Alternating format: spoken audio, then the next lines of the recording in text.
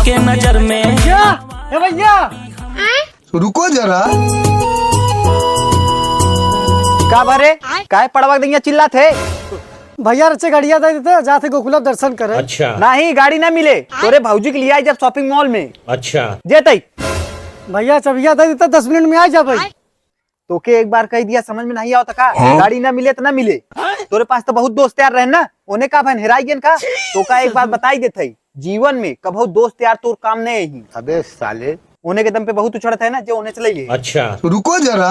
देखा भैया डर तक मत जाए कोने मांग ले भाई हमारे अपने दोस्तों पर बहुत विश्वास बाटे। अद्दू पद्दू का हम साइड कैदी पहुंची मामला टाइट कैदी रोंग रहा है सब राइट। हेलो अरविंद अरे आप परदून 10 मिनट के लिए गाड़ी चाहत बाटे। अच्छा अरे यार आवा घरे गाड़ी खड़ी बैठी तोरे लिए तो जान हाजिर भी यार। अच्छा ठीक बात है।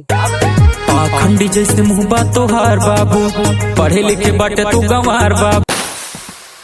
हमेशा इनके सबकी गाड़ी चाहता जब से खरीदे सब मंगनी में जात बा हमार। अच्छा काहे गौवा के बतिया भरम लागे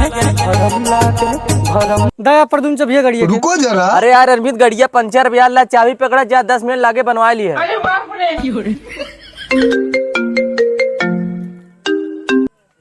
हेलो हाँ भैया रुको जरा। का बुरा मान गए का आओ तोरे बिना गाड़ी खड़ी भाई आओ लग जे छोटी छोटी बात पे बुरा मत मान जा। अच्छा ठीक भैया आवत है।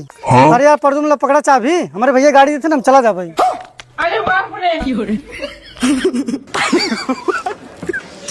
भगवान क्या जुल्म है मैं पारी हूँ भाई।